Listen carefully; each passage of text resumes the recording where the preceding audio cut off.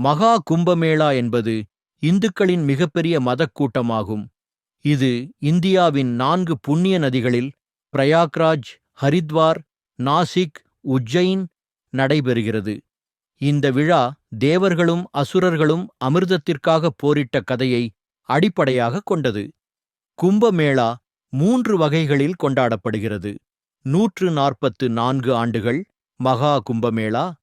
மகா கும்பமேளா ஒவ்வொரு 140 ஆண்டுகளுக்கு ஒருமுறை நடைபெறுகிறது.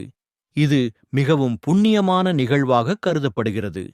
இந்த நேரத்தில் புண்ணிய நதிகளில் முழுகினால் பாவங்கள் நீங்கி மோட்சம் கிடைக்கும் என நம்பப்படுகிறது. கடைசியாக 2013இல் பிரயாக்ராஜில் நடைபெற்றது. 12 ஆண்டுகள் பூர்ண கும்பமேளா. பூர்ண கும்பமேளா ஒவ்வொரு 12 ஆண்டுகளுக்கு ஒருமுறை 4 இடங்களிலும் நடைபெறுகிறது. இது வியாழனின் சூரியனைச் சுற்றும் சுழற்சியை குறிக்கிறது. இதில் கோடிக்கணக்கான பக்தர்கள் புண்ணிய நதிகளில் முழுகுவார்கள்.